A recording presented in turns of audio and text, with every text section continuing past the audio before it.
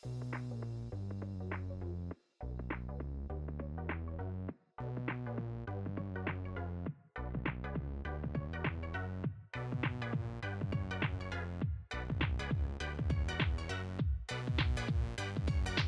everyone. Welcome back to the Bossers Podcast, a great place to play games and be better. I am your host, LeRon Dawkins, PC Muscle Race. I hope you guys are ready for a wonderful show because I've got a wonderful panel with us, including the mad pharmacist herself, Stephanie Klimov. Good evening. In my stance, the hill that I will die on is that blocks do not have fur. Objection! Hold on, you got a point. Objection! Objection! Jeez. All right, the Bossy's boss man himself, Corey Derrick. Hello. Hello.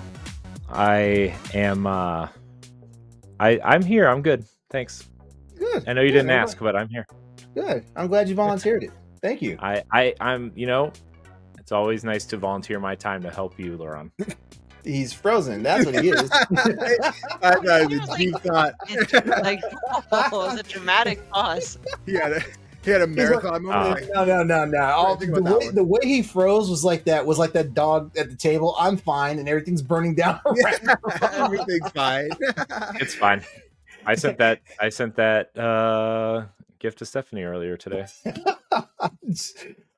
And I want to go ahead and give a special welcome back to the show. Our friend, our fellow streamer and content creator, CGDannyB. What's up, dude? Hi, pretty people. How are you today? I'm You well. think I'm pretty? Yeah, it's Aw. very pretty. All right. Oh man, I'm blushing right now. You should. Ooh. Flattery Oh, will get you far on this podcast. Damn right it will. Oh, I know what I'm doing. Got goose pimples on my sleeveless arms tonight. Oh, man. Hey, looking good though. Look at this man. It's good to see you guys.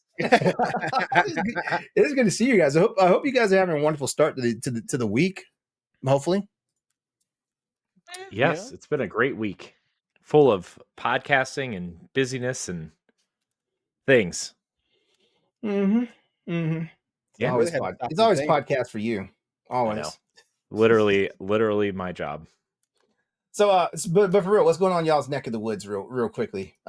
Just to warm up our audience as they get settled in. Warming up, huh? I'm Just working hard, counting down the days till I go on vacation next week. Yeah. Awesome. I've been cleaning out my Switch physical collection, just curating it and gonna get rid of some stuff to get ready for Switch 2 because not that I can't pay for it with my own money, but if I can, sell a little bit and purchase a little bit without spending my own money. Well, this That is would be the few ideal. times. This is the few times in the former GameStop employment come out like use your games to pay for new games. Yeah. Mhm. This is a Yeah. few times, I'm also especially with a physical collection. My 90% of my stuff now is all digital. So Mhm. Yeah. Speaking of digital, I did just buy a couple of digital games. I bought Cocoon Ooh. and Okay. I bought Tunic digitally because I didn't want to ruin my physical copy because I'm a loser like that. So Is Tunic on sale right now? Is it like it's $14.99 on Switch. So okay. it's probably on Switch. And it's probably I'm done 53 cents on some humble sale somewhere. I'm done buying games on the actual Switch, on the first Switch. Well, they carry over. It's all about Switch. They carry over to Switch too. That's right. Wow, I sound like such a dumb gamer right now. Yeah, Nintendo finally caught up to 2007. So, Brother, let me tell you, man. What Them gassing up game chat, let me tell you, that felt like a time. That felt like a moment where I was like, I'm trapped in the past. What is happening? Wait, Danny, till our community game night where we're all on one of those cameras playing some Mario Party for 4 hours. I can't wait to watch you all spend $70 on that old ass little webcam. Listen, I'm here for it. I think it looks great. Here's the thing: any webcam works. Any USB-C webcam works. Yep. You know what? Never mind. That was news to me. I did not know that was the case. I thought it was that first part. I thought it was that first party camera. Yeah, I assume they'd be like proprietary. Man, this is Nintendo. Yeah. It's gonna have it's Nintendo. Yeah, it's gonna have the little. It's gonna have the little seal of approval too. Here's the thing: be red, so it has to work that way. I think if the European Union hadn't made everybody standardize the way they plug things in, it would have been proprietary, right? But there's no more room on that thin console to put any proprietary plugs, so they have to. They're like, you know what? You know how we can get them? We're going to use not standard micro SD cards, but we're going to use them special ones that are twice as much because we're essentially Vita 2.0 now. Love it. Yeah. So Nintendo, welcome to, and I'm quoting Fergie on this one. Welcome to being 2000 and late. Thank you. Got him, man. Yep. Speaking of late references, jeez. How many people in our audience even remember? You know what I'm actually late on? I'm actually late on the housekeeping. So if you want to support the Bossers podcast, please go over to our Patreon at patreon.com/Bossers Network. Subscribing 2 tiers on our Patreon can grant you perks like new exclusive content, early access to some of our other shows, and much more. As always, though, your viewership and your listenership are enough for us. So please subscribe to the Bossers Network on YouTube and give this video a like in the process. If you're listening on Apple Podcasts or Spotify, wow. I said Apple Podcasts and Spotify. Wow. New podcast services. Apple Podcasts. Sounds like something you get at like Spencer's gift. Somebody's scrambling right now to GoDaddy to register those domains. Right now. Hey, if it's a good idea, you better register them. Just saying, while they're available. Yeah. So if you're listening to us on Apple Podcasts or on Spotify, please, even if you don't, just go ahead and leave us a rating, nice review on all those platforms. Like I said, we won't tell if you won't tell. We like you and we love your opinion enough that we will take the unsolicited pleasure from getting these reviews from you guys. So yeah, please do us that. Please do us a solid on that. Nothing like unsolicited pleasure, am I right? Exactly. You can find all the answers, features, listicles, reviews, and more over on our website, bossrush.net. Oh, jeez. Corey, you're going to stop it. You're being bad tonight. You're going to stop it. No, I'm actually being good. Listen, I listened to listener feedback, and I spent all weekend changing out our bright white backgrounds because they were burning your eyes out of your head. And now we're on blue. So everybody, you're welcome. It's 5 hours of my life I'm never getting back, but it's fine. All right, so real quick, do you guys have any upcoming content that you guys want to promote or shout out? Well, I think by the time this comes out on YouTube and podcast feeds, we will have done a direct recap show on the Mario Kart reveal thing. Ooh.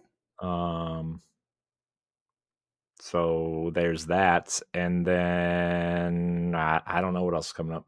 We'll see. Marathon and Destiny coverage coming up, in case you're wondering. I will be writing about that soon. Very cool. Steph? Nothing yet. Sorry. It's all right. That's all right. Danny, please tell us about where we can find you at, like what you're doing over there, and how we can help hype you up. Of course. Hey guys, I've been here before, but I'm CGDannyB, and we love talking indie games. Me and my partner Topher co-host Playlog Podcast, which comes out every Thursday. We just recorded earlier today. Topher quizzed me on Metacritic scores for indie games, and there was who's got the higher score, and then guessing the Metacritic score. I'll tell you, I was off by one, a whole lot. You know what?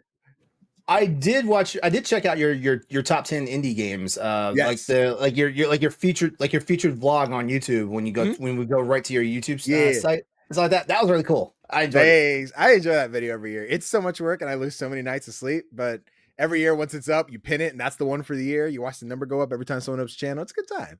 Yeah. But yeah, and then the April releases video is out. So if you're looking for indie games to play this month, and then those are all getting broken out into shorts as the release dates come. So yeah, check out the podcast and the other socials. They're good places. All right. You know what? Okay, so I've instilled this rule since the beginning of 2025. It's till done, say none, which means like I've told myself I'm not going to talk about upcoming things until it's done and is ready to go. But I'll go ahead and say this because like people have heard that something's coming, and that thing is the Hunters for Hire podcast show, which is for Monster Hunter. Like I'm planning on launching that in 2 weeks. So if my partners who play Monster Hunter with me can get their act together, like we will have a premiere show for you guys by the end of the month, if not the beginning of May. Yeah, probably shouldn't say something mean about somebody and one of your podcast partners who's in the chat. Matt, watch out! He's gonna drop your bomb. Matt, fix your shit, dude. Listen, get on the podcast, man. All I can say is I've created a share folder where they can just start recording their gameplay and dropping in the folder, and I will do the editing and cut it up and get it ready for us to do these vlogs and talk about it.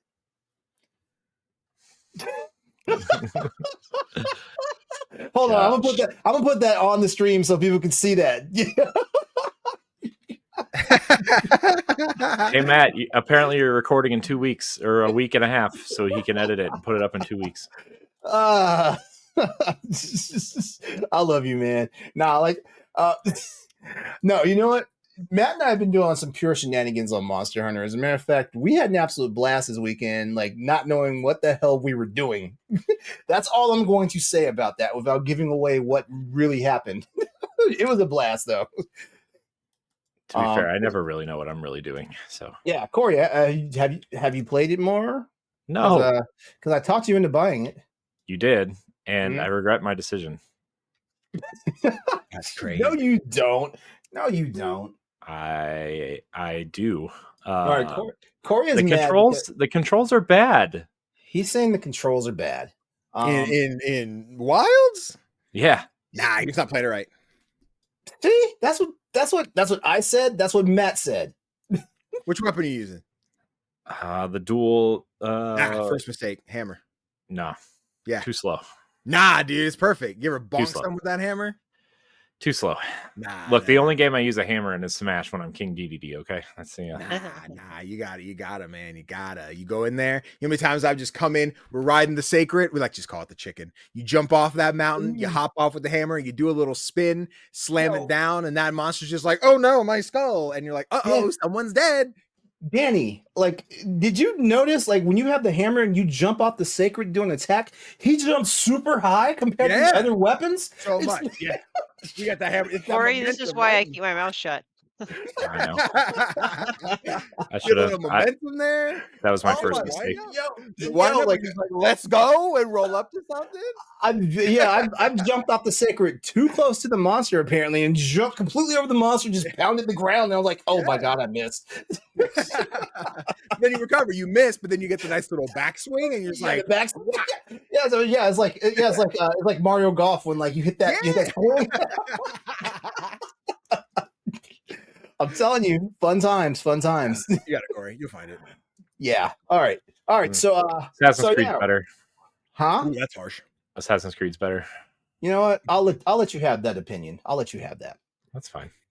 I have a lot of terrible opinions, but that's fine. The internet has let me know about my terrible opinions. Yeah, for real. So everyone, strap in. This is Boss Rush Podcast episode 271. We've already done the thing where we talked about heading over to Patreon and stuff like that. Give us a like, share, follow on YouTube. Make your comments right now. We are checking the live streams right now, so please talk to us. We talk back. All right, we're gonna go ahead and roll into our first topic for the night here, and I just want to go ahead and say to your first time listeners, welcome. To all you repeat customers, welcome back to the show. All right, so we're going to talk about something that I just titled free-to-play versus premium pricing. And this is all in reference to Marathon. So, Bungie's upcoming extraction shooter Marathon is set to launch as a premium title rather than adopting the increasingly common free-to-play model. Game director Joe Ziegler explained that the studio aims to deliver a strong foundational experience with ongoing seasonal content updates that won't increase the initial purchase price. He acknowledged that perceptions of value vary among players, stating, "Everyone's got their own definition of what is the right price." So, did you you missed our whole conversation about this pricing thing before? Yeah, it's very up yeah. Yeah. Oh, really? It's not $70. I didn't put a price point out there. I know, but a lot of people are out there are thinking because they said we're aiming for a premium product, they think it's $70, and I'm just making it clear at the top of this conversation that for our listeners that it's not $70. I'm sure there will be a $70 version. But premium, in my opinion, is any price point over $30, because like $30 is usually the sweet spot. Whenever most games go on sale, around the $30 to $40 mark, like that's when the game gets the most sales. Like they get the sales for the people who either could not afford the game at the time. And I'm not saying like you're poor and you just couldn't afford the game. You probably had stuff going on in your life that you couldn't spend $60, $70, $80 or like $90 if you're getting like premium editions and stuff like that. I'm not saying that. What I'm saying is like most people, we're all adults here, and most kids, their parents are adults and they have to make adult decisions sometimes with their pocketbooks and stuff like that. So sometimes a game is not enticing enough till it's below $40, and stuff like that. So yeah, I usually set the bar for myself, saying premium pricing for a game starts at $30 and beyond and stuff like that. Because I mean, like, do you guys know how much I've fracked away like a $20 bill? I've done a lot worse with $20 than buy a game. I mean, I think we all have probably at some point. Yeah. Yeah, but no, thanks for pointing that out. That must have been when I was trying to like reboot my system to get ready for the show, because apparently my camera is like, I don't want to work tonight. Cameras, they don't like it. Like you can't make me. Like it's a Tuesday night. I want a night off. That's what my camera was telling me. I'm like, no, you're gonna work. You're gonna work and you like it. You're gonna work. Like don't make me stick something in you. Yikes! A USB cord. Jesus, what? Get your mind out the gutter. This is not After Dark. I thought we were talking video games. What are you doing to the camera? I was talking about a hardware mod. Come on. I would subscribe to the OnlyFans.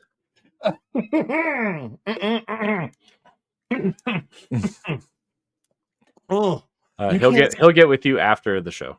You can't say stuff like that when I've got liquid.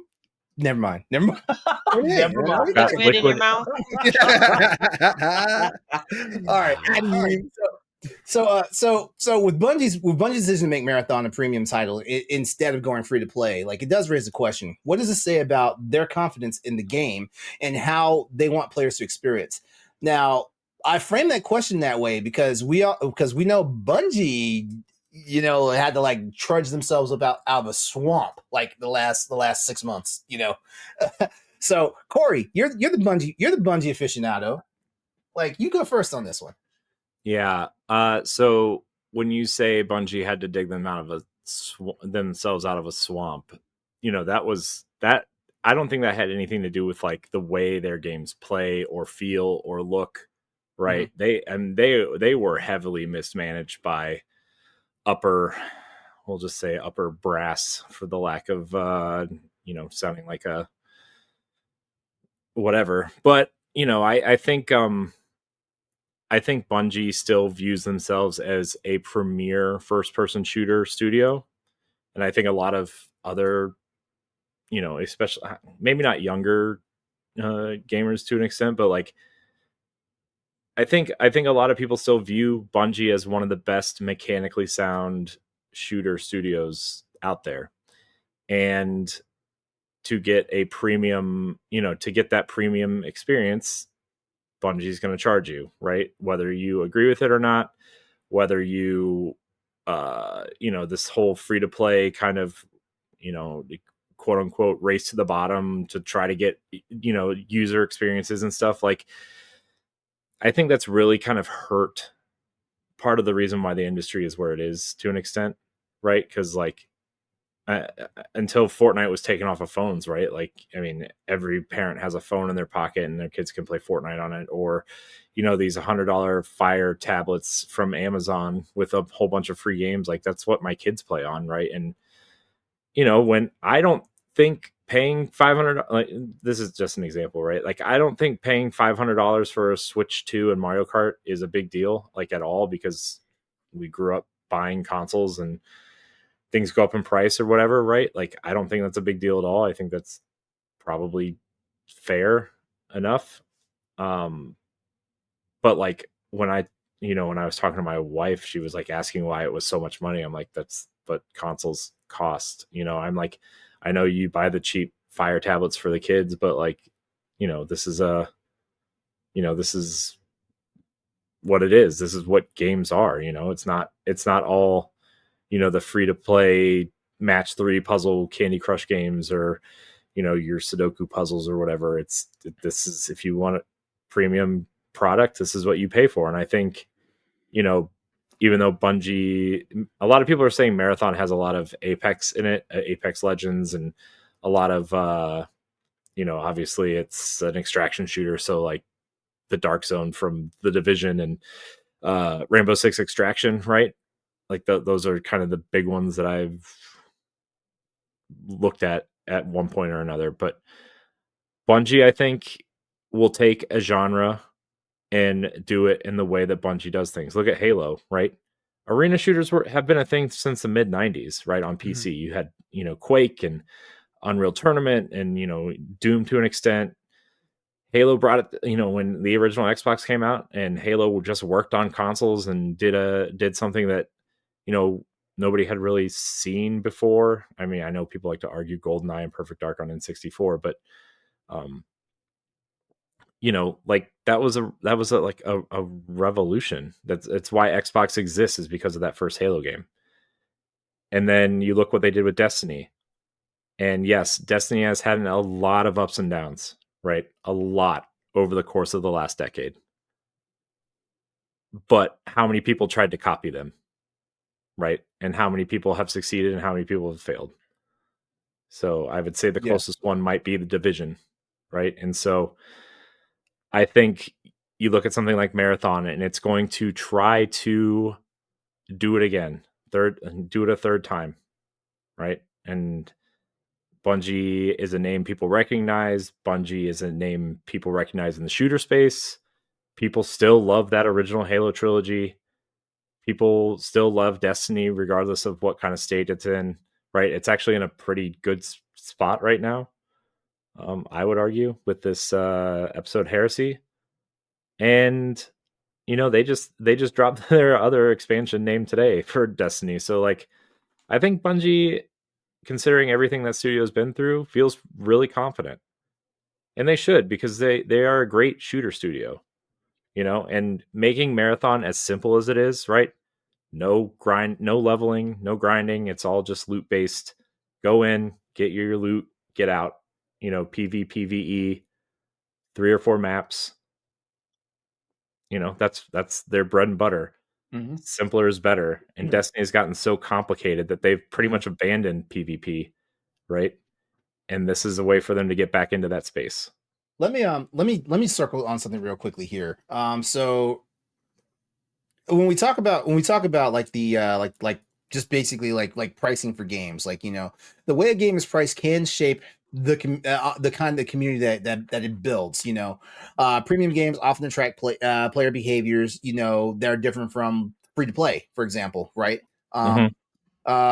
So how much does the pricing model like influence vibe, culture, longevity of a game's player base? Now I had to segue into that because our buddy Matt here just mentioned that there are some these extraction shooters that have quietly gone on for years.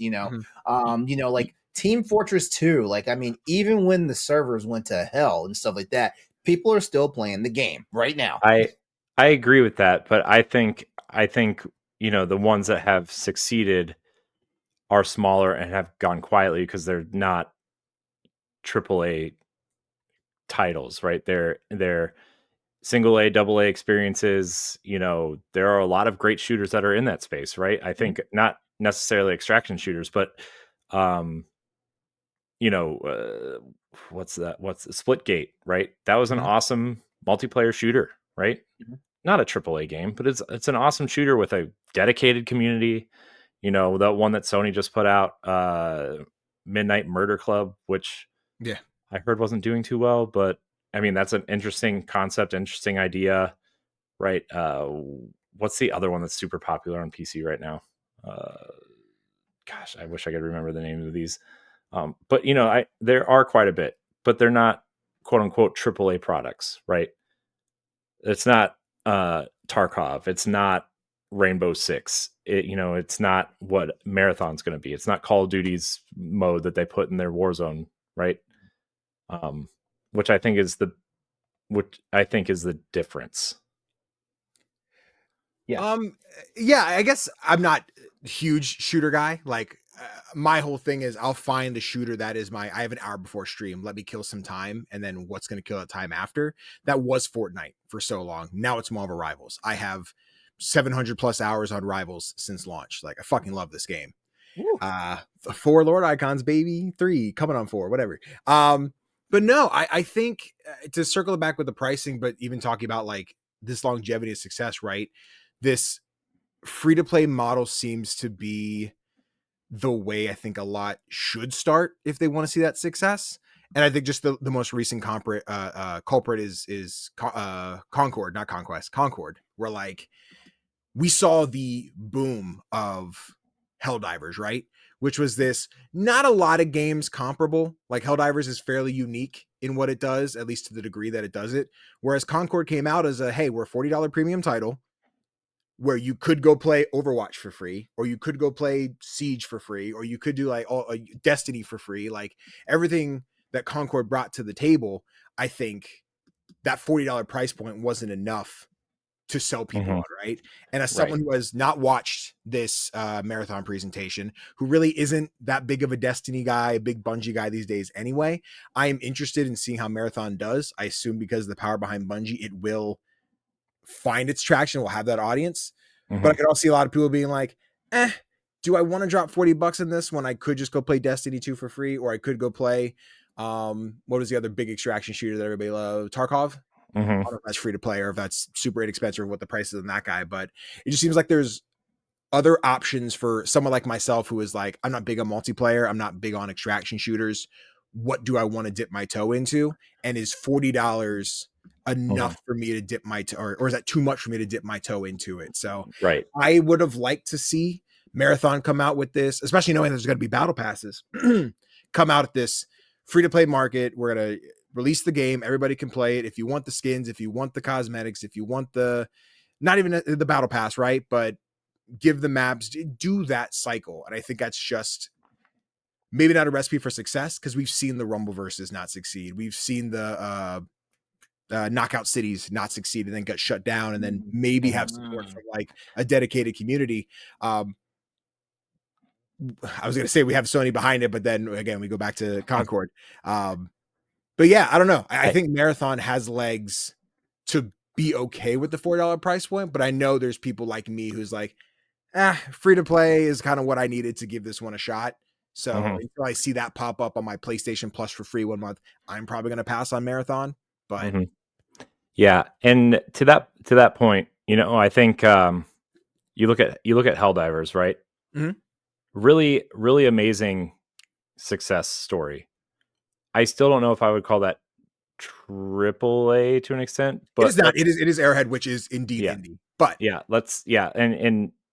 but like it had that AAA quality. But I think the point, what I'm trying to get at, and that doesn't really have anything to do with my point I'm about to make, but you look at that PvE game, cooperative game, right?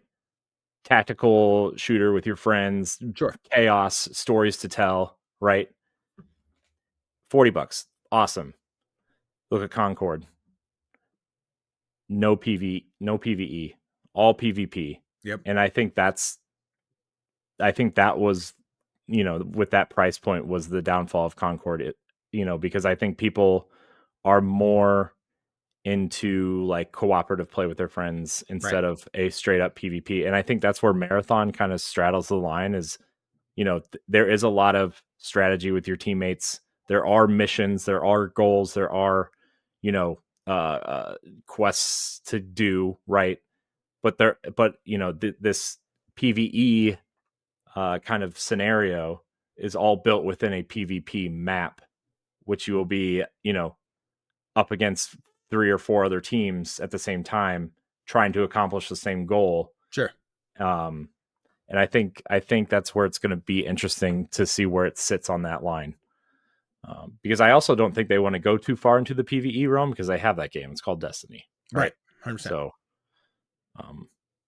yeah, I don't know. It's going to be interesting for sure. Yeah, I want to see, and like you've already mentioned, like Destiny 2 is getting more content, right? And we had this short conversation before. I thought the final shape was that's it. Like Destiny 2 is kind of we're still staying alive, but I kind of thought that was the end of the story, and then we see whatever Destiny 3 looks like in the future, and that was clearly not the case. But now seeing these two games as a service exist under Bungie's universe, and what are we going to do with that? I guess I maybe I need to watch the presentation to really wrap my head around why I could see Marathon succeeding. But outside looking in, I do struggle to see like why would I want to hop into Marathon other than seeing that it is Bungie's name, and I do like Bungie, therefore I should like game. But right, and like you said, you already have like a massive PvP game for yourself, right? In Marvel Rivals, and that's also like how are they going to court people away from other games to play their game? Right. That's the other big thing. And I think naturally a lot of Destiny players will, shift towards this because obviously Bungie fan base, but it's getting the other players like, how do you get that? Maybe the Call of Duty players or the Halo players in, or the Rainbow Six players in. How do you draw those players in? So, right. Yeah. Everyone has a multiplayer thing. It's hard to pull away. Again, mine was Fortnite for so long, but that was just a struggle bus of let me find something to keep my brain going while I don't want to commit to a story or a single player experience. But yeah, that game is sitting on my PlayStation. I'm just like, I have an Epic creator code, so I shouldn't uninstall this game. But I haven't touched Fortnite in 3 seasons now, I think. And it's there. Rivals is killing it. And I'm just like, this makes brain go burr. We stick with it. And I guess trying to make, the audience has come from, and you said the Bungie to Bungie, I think is a lot easier of a transition. It's just how many people want to go premium price for the jump from free to play. Yeah. Along with what they have to spend for battle passes, cosmetics, etc. Yeah. Yep. All right. So I'm kind of tied up in what I want to say here. Let me close this out, and then I'll give a quick little address to the audience. Okay, so whether it's Bungie betting on a premium model for Marathon or players debating what makes a game worth it, quotes, it's clear that pricing shapes far more than just our wallets. From the kind of experience developers aim to deliver to the communities that form around these games, every model has its strengths and trade-offs.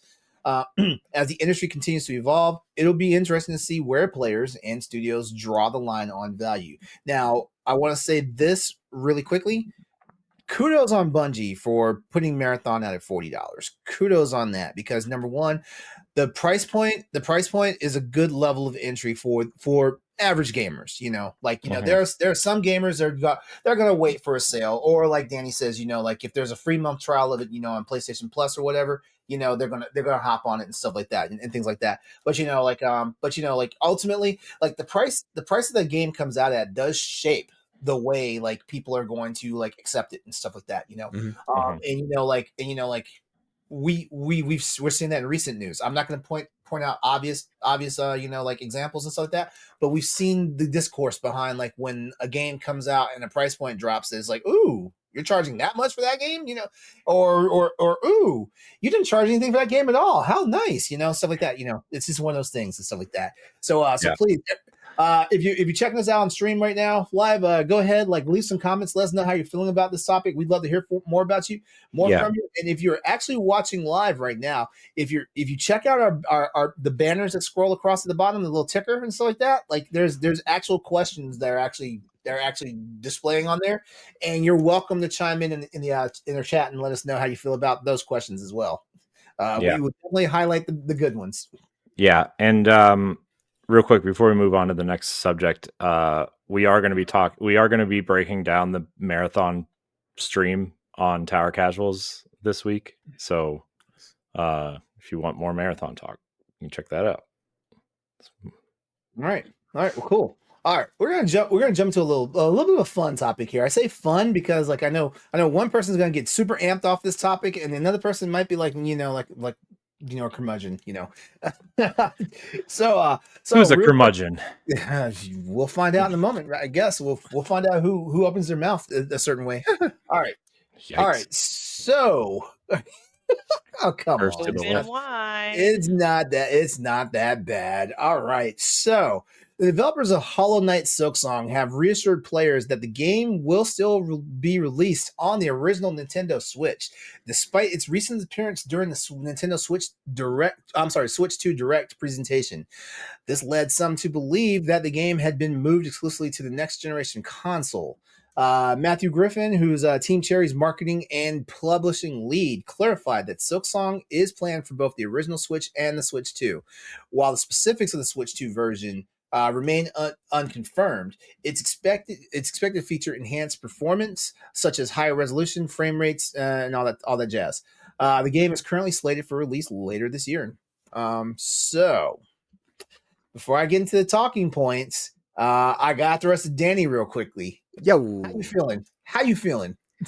I have found myself in a place specifically with indie games for sure. Triple A's, you run your mouth too much sometimes.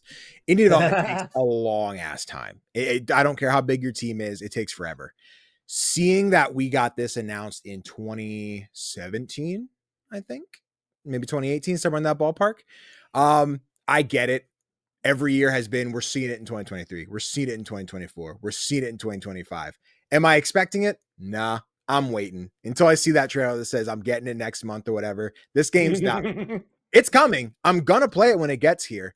But I found I don't sweat it that much. Do I still go into every indie showcase, every Nintendo Direct, every Xbox game showcase where I'm like, okay, we might see Silksong today, hoping that we do, but expecting that we don't? Yeah, every damn time.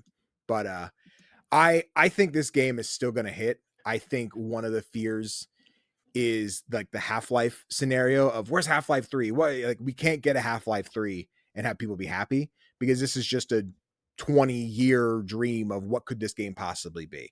I know Silksong's going to come out. People are not going to be happy with it because the hype of, I've never played a Hollow Knight, but the whole world's excited. I can't wait to play. And I'm sure I'm going to love it. I just recently, we did the book club for Hollow Knight, finished Hollow Knight for the first time this year, adored it. God, what a challenge, but like, I'm ready for more in what Silksong is going to offer.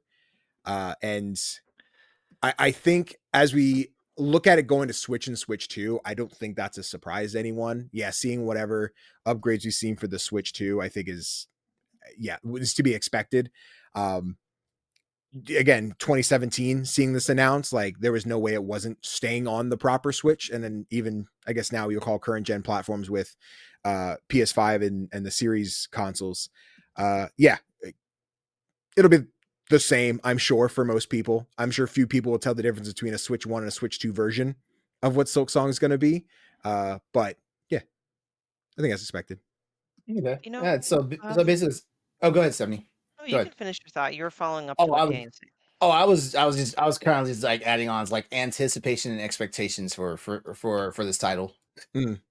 No, it certainly is. And I agree. Like, there's, it's extremely tough being, an indie dev and putting out a game, especially after such a smash hit. I guess what rubbed me the wrong way, and it's not necessarily their fault, it's just whoever thought it was a great idea to put it on this will release on Xbox in 12 months. Yeah. And I have no stake in this, by the way. I've never played Hollow Knight. I have no interest in playing Hollow Knight. I have no interest in playing Silksong. But just from an outside person looking in, I don't know who made that decision. It's just, listen, some games will get delayed. Some games will get delayed. That's okay if there's transparency.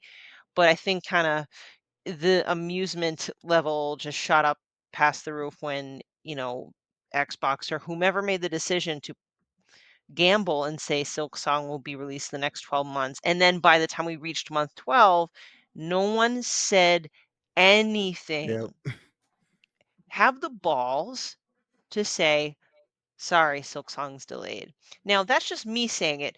The rabid fans that clog up all the chats of every single showcase and direct might Yes. have a different story. They are a very rabid fan base. Where it's to the point where when Silksong does come out, it could be a smash hit just because of these loyal fans and they'll love it no matter what, but it also could be very ugly because they've been waiting for so long. That it's hard for me to predict. I just feel like it's definitely going to go one way or the other.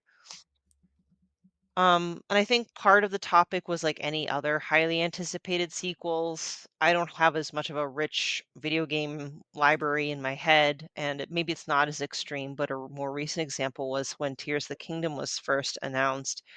Now, granted, COVID was a partial factor in that, so slightly different circumstance. Oh, and also, Lauren, you're waggling your finger. I think also Reboot Camp. What's that Yeah, game? yeah, Advance Wars. Oh Advance yeah. Wars. Those one were a bit tough. I can only really speak emotionally to Tears of the Kingdom. I think that was pretty hype for me because it was like a true sequel to Breath of the Wild. Many Zelda games weren't direct sequels, and being that Breath of the Wild was another revolutionary direction that Nintendo took for an open world, I think that was kind of highly anticipated. And then it kind of got dragged out, and I wouldn't say it was a lukewarm reception, right? It got lots of accolades, but there definitely was a lot more discourse of, oh, it's just really more Breath of the Wild, whatever position you want to take. So, yes, Matt, it's going to be a shit show. Corey, Mhm. real quickly, because I love your takes on stuff like this. Jeez. No. This is legit. This is legit. How does this multi-platform approach impact those who may not be upgrading to the console right away? I mean, in terms of Silksong, I think a lot of people, if they buy it on Switch, are going to play it in handheld mode, first of all. So I think you're going to get, it's going to be like 30 frames a second versus 120 frames a second. It's going to be 720p versus 1080p. I don't think the average person is going to notice a difference. Mhm. Silksong is a hand-drawn, side-scrolling Metroidvania platformer, whatever. Like it's not taxing the system the way that even something like Ukulele would or something along those lines, right? So I don't know. I don't think the normal person will notice that big of a difference. I think where people will ultimately find happiness or disappointment will be how the game plays and how they finish it, right? And if they finish it. I do know that it will be at this Xbox Summer Showcase, and because it's a Game Pass Day One game, right? So you're going to see it there, because Xbox is only showing games that are coming to Game Pass now. Apparently, I think last year they showed 2 games that weren't coming to Game Pass Day One. And Silksong was guaranteed to come to Game Pass Day One, so that's I hope Microsoft paid them well, because maybe that's why they're taking their time, because they got in on that Game Pass bag early and got all that money. We can do more with this. Yeah. Yeah. Yeah. But I played probably 10 hours of Hollow Knight. I didn't really like it, but I know there's a lot of people out there that really do. I think my annoyance with Silksong is more along the lines of the annoying fan base, like Stephanie said, like the loud, obnoxious, annoying fan base than the game itself. Because ultimately, it's I think it's a pretty looking game. I didn't think it played bad. I just didn't care for it. So I don't know if I'm really the right person to be asking, but I think Silksong will be fine, and like Danny said, I don't think anybody's going to be. I think the expectations are so high that I don't think anybody's going to be blown away, and there might actually be some disappointment. And that's not the game's fault, right? It's it's the fan base who have set these expectations, So, I guess my advice would be for fans to, Chill out. limit your expectations, and yeah. All right. Anybody have anything else they want to add to it? No, we might get a couple 1-star ratings on this episode. That's fine. Just Yeah. saying. No, I mean, Yeah. couple with it, with the expectation thing. I think we've all been in a space where we've watched enough E3s, Summer Game Fest, etc., to see this game get announced, and we see it in 4, 5, 10 years. We talked about Elder Scrolls 6 earlier. Of what's that going to look like? Like, when is that actually going to come out? I do think we're in a space where, like, oh, cool, game gets announced, I'll see it when I see it. A lot of people maybe don't play more than 5, 6 games a year. They find their one game they're looking forward to and then play that for the eternity that they can think until they find something new. So I can understand the expectation of wanting to see that game finally released so you have your thing to play. But yeah, at the same time, seeing any Indie World showcase where a list of bangers get announced and I'm like, I can't wait for somebody to be excited, and the chat is no Hollow Knight, showcase, this is terrible, that sucks a lot. And I'm sure there's some weight on Team Cherry's shoulders, to get it out so that shit stops. But at the same time of they might feel like the target of some indie hate of I wish my game had excitement, but everyone wants this fucking Silksong thing to come out. So yeah.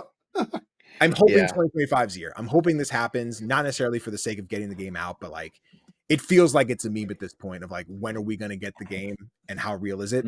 And I would like to just see that spotlight finally get turned off so we can talk about the game, hopefully all love the game, and then move on to something else. Yeah. And I wonder, go Corey.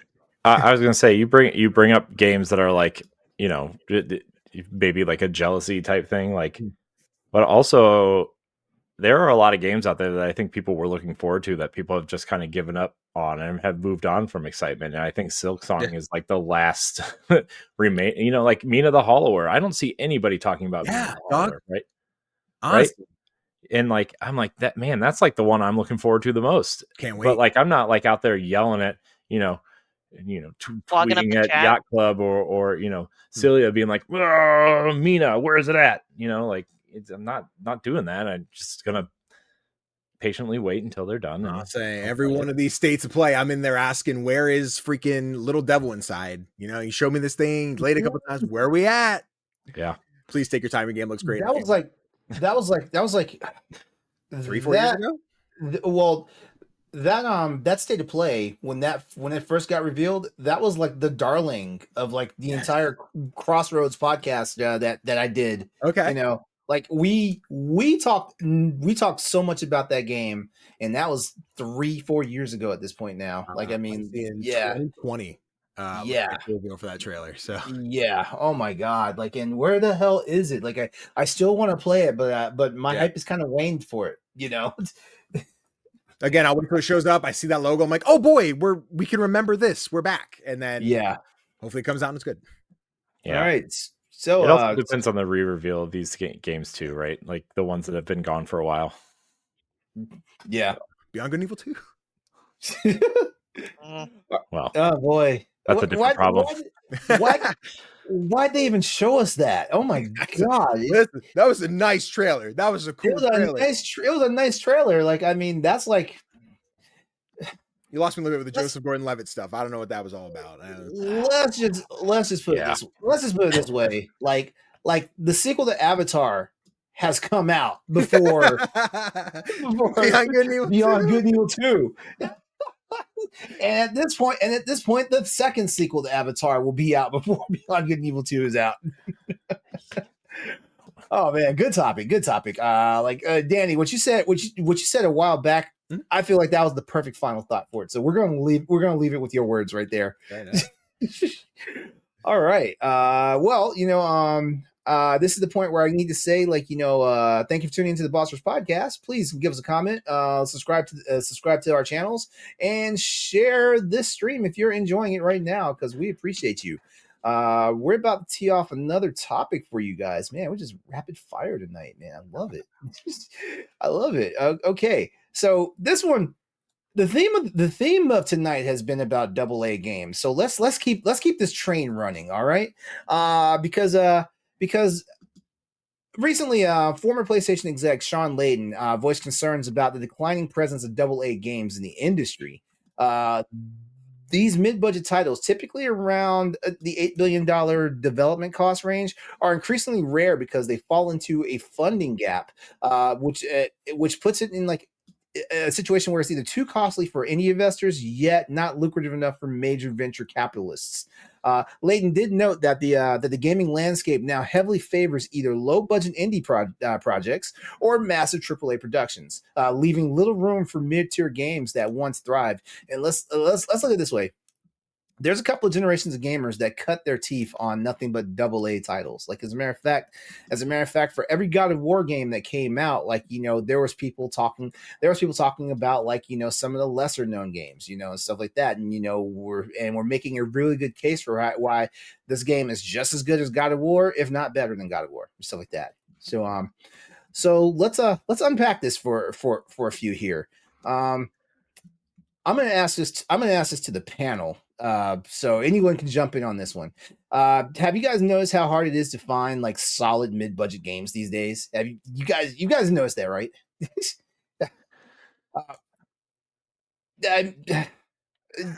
I'm trying to think of the last like AA game I purchased that wasn't like on sale or something. Like my mind wants to go to something like Darksiders, right? But like Darksiders 1 and 2 were AAA games at the time. So like, I guess you could point at Darksiders 3 at being and Genesis being AA titles, but like that's where my mind wants to go. Or something like Kingdoms of Amalur, but that also was AAA at the time.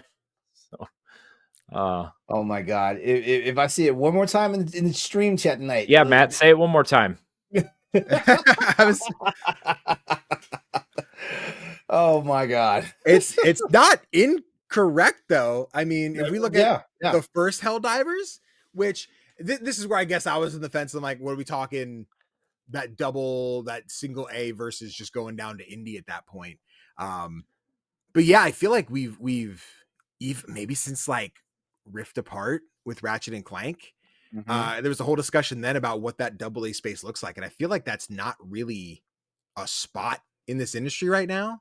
Because I feel like either you have the AAA budget where you're big enough that we're going to get backed by a PlayStation and Nintendo, whatever, that we bump up to that higher degree, or we're indie that's kind of rocking on our own so that there's like that void in between. Or even when those games are coming out, they are very not. Like I feel like they don't get the space, they don't get seen. Like even right now, I look at what is it, Kazan, the first last Berserker, whatever this one, the Souls likes everyone's playing. Yeah, I know what you're talking about. Feels AA to me, where I'm like, that doesn't feel like it's integrated with anybody, and maybe I'm just off base, not seeing the marketing. But definitely higher than like that indie space. So that might feel like to me that first one in quite some time. I actually don't even know who made that one. That would be some FromSoft. I'm like, oh my bad, didn't mean to open my mouth on that, but. That feels like a Bandai Namco joint. Is it? Okay. Sort. I don't know, but that sounds like they usually do all those animated games, right? They did Lords of the Fallen too, yeah? Or I don't know if that's Bandai Namco or not. That's 505 did that, I think. Oh, okay. Yeah, one of those. First Berserker. But that's a good point. Like that so there are publishers. Actually, you know what? I can tell you the last AA game I purchased and played in earnest was A Plague Tale: Innocence and its sequel. I think those games are amazing. I think they're a nice short experience, very high quality, low budget kind of. I think those games are great. I wish more people would play them. And I know Matt brought up Remnant, and Remnant 2 was huge like a year ago, right? Like That game was massive. Maybe it was Mhm. 2 years ago at this point. I don't. That sounds right. Too. Yeah, I think it was 2023, John. yeah, because a bunch of people left Destiny to go play Remnant. I remember that was like the game people left Destiny for, and that's that's not quite AAA. There's a lot in that game to be AA though, but that's the space AA games need to live. So, I don't know. Would Life is Strange count as a AA game? I don't know. Yeah. Probably. I would say so. Yeah. I think we're in that Don't Nod, who I believe is still legally indie. I think they might have that Square backing, so maybe I guess how you want to look at it. But yeah, that'd probably not thinking Life is Strange, Double Exposure, probably would my last one that I went head over heels into, fucking fell in love with, and just plowed through those 5 chapters like it was my job. I guess legally it is. I don't know, but yeah, I don't think there's a lot in that space though. Like when we talk about the AA, AAA, or not AAA, the AA space. So I think it's just very difficult. This is a very loose comparison, so please take it with a grain of salt. It's almost like the middle class American, for example. Jeez, yeah. Dying breed because it is anyway. Going back to video games, one that I think is a great success story is Kingdom Come Deliverance. And now they've launched Kingdom Come Deliverance 2, and that has so far been incredibly successful. A lot of people have been talking about it, a lot of positive reviews. I got to talk to the PR person or, someone from Warhorse Studios, and, they started off with a passion project and got a lot of fans for it. And picking up on that momentum, I believe they got a lot of, I don't know if it's support, whether it's financial or just promotional, through government agencies and cultural agencies, because they are using history and exploring their culture over in Europe. So I just feel that there's certain ways to get over those funding hurdles, and I think Kingdom Come Deliverance slash Deliverance 2 is an example of that, and that's how they were able to get that support, because they thought out of the box. They wanted to, like I said, rely on history and cultural significance. So I'm looking forward to playing KCD2. Yeah, what's the game everybody's talking about from the Sniper Elite people that just Atomfall? Like, I think a lot of people are really into Atomfall right now, at least from what I've seen. Like, that's a pretty decent sized AA game. I think they said they've reached 1 million players and they've sold a couple 100,000, and that's successful for them. Like, that sounds pretty AA. I agree with Matt. Annapurna a little bit. And how about Devolver Digital, the games that they choose to publish and back, right?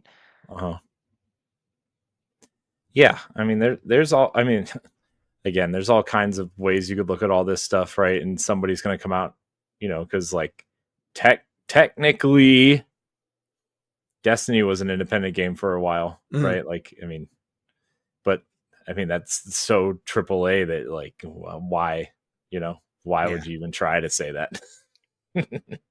Right. Yeah. I mean, I would argue, like, I did the same thing last year with Baldur's Gate, which is indie, but is so not. But I'll grasp at any straw I can get to be like, you see this big ass game? That's indie, bitch. Look at that. You ain't seen nothing yet.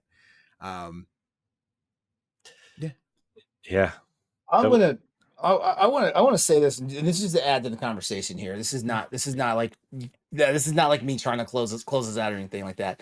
The gaming industry, like, in my opinion, seems like increasingly split between like AAA blockbusters and small indie titles. I mean, like, it's basically wabbit season, duck season at this point. When we look at the gaming space now, I mean, like, like it's really, if we look at AAA games, blockbusters, games that are just meant to bring down the house, and now they're like generational now, like, like one AAA blockbuster per franchise per generation, for the most part. Whereas, and then we have like not even small indie titles, just indie titles in general. Like they don't have to be small because I mean, there's like a cornucopia of different styles out there and stuff like that. We've got the retro style, like oh my god, Sea of Stars. Like that is probably going to wind up in my all-time top 10, if not top 20, if not top 10 all-time favorite games. Jeez. Probably. It's so good. Yeah. It's so much Yeah. fun. Yeah. So like from Sea of Stars to double A, like games like Helldivers, for example, and stuff like that. There's such a big gamut from Power Wash Simulator to to all this like Shredder's Revenge, all these sprite based games and all this stuff. It's really fascinating to think that you've got these titans that are AAA games, and then you've got like the minions are a bad word, but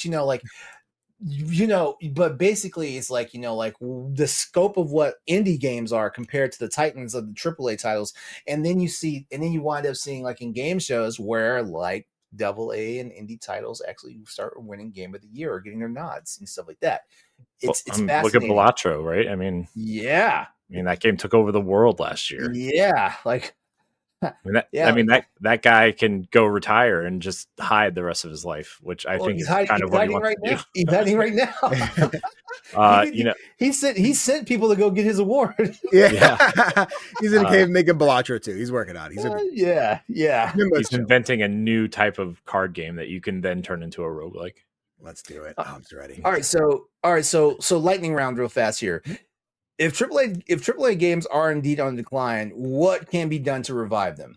I'm sorry, not AAA. I'm sorry, AA. If AA are on the decline, what can be done to revive them?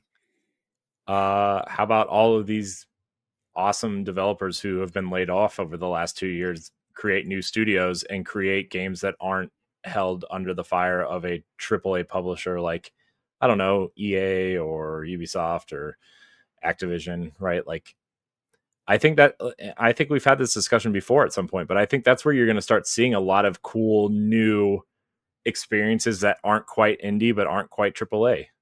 I think that's. Here's the problem though. Because what's the name of Jade Raymond's studio? All I can remember is just Jade Raymond. What's the name of her studio? Because that's Sony, right? I feel like the only reason why why Sony has them is because they went to Sony. And I'm not saying it in a bad or a negative way. Like there is a possibility that Sony did court Jade Raymond in her up and coming studio and everything, right?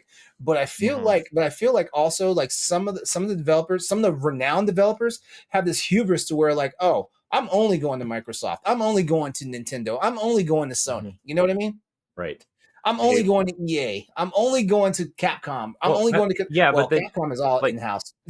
Like you also like you look at Joseph Ferris and the amount of success he's had, and he loves working with EA, which is something you don't hear a lot. So again, Jade Raymond Studio is called Haven, by the way, and they're working on Fair Games. Thank you. With a $sign and not an S. Can't wait to see what that is. $40.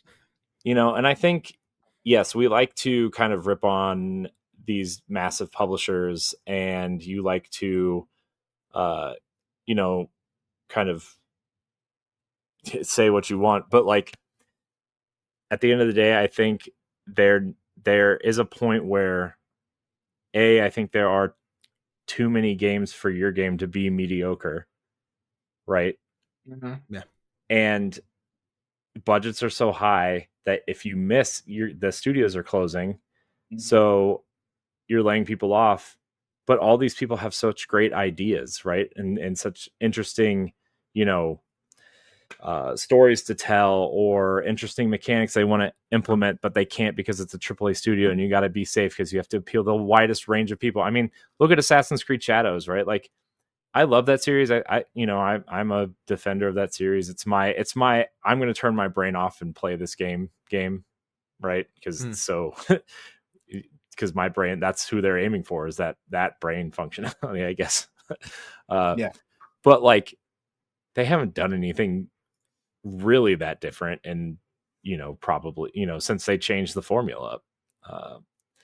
But you look at what, again, I'm going to bring up Joseph Ferris. because I think his games are unique, whether you like him or his games or not, right? Like that, bringing back couch co-op, bringing back that interesting storytelling in a new way, and having that passion for that, and he won't give it up. Me too. You know, he won't give up that style of storytelling, and that's great. I think we need people like him in the industry, you know, regardless of how you feel about him, because you know, he sticks to his guns, he sees a vision, he works out his vision, and his games are best sellers. You know, It Takes Two won Game of the Year. It looks like Split Fiction is pretty good too. Get it, baby. Guys, play Split Fiction. God damn, what a game. Very I don't good. have any friends to play with. All right. Guys, go be Corey's friend. Play Split Fiction. All right, so yeah, basically we're looking at, like, as the gaming industry continues to evolve, the struggle of AA games to find solid footing highlights a significant shift in the landscape. With major publishers focused on AAA blockbusters and indie games thriving in smaller, more niche markets, it's worth questioning if we're losing the diversity and creativity that once flourished in the middle.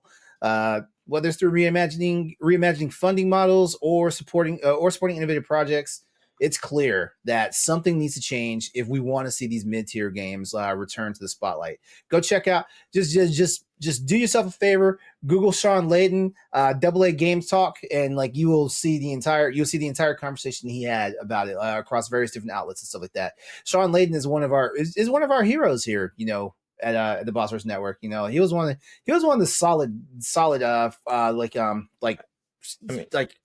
execs from like the major companies and stuff like that. Just to comment on that real quick, LeRon, on Sean Layden. I mean, you don't even have to go to this interview. You can go all the way back to when, you know, he was talking about Vib Ribbon on stage, right? Like, oh my God, a PS1. How he was like, you know, Vib Ribbon was never going to be a million seller, but it was, you know, it was a game that we needed. Yeah. Because those are the games that we believe in, you know, at that time. And I thought that was a great message, you know, and you know, obviously Sony's kind of shifted course since he left, but those games still exist. All right. Well, we're gonna end that topic on that one. We're going to bring back like the roundtable topic discussion that we introduced last week, because I kind of liked how that flowed real quickly here, and I feel like this roundtable might get some people like in their feels a certain way. Is Nintendo having an identity crisis? No. Next question. I mean, yeah, no. I think Nintendo has decided what their identity is years and years ago, and I think that is a somewhat lack of an identity.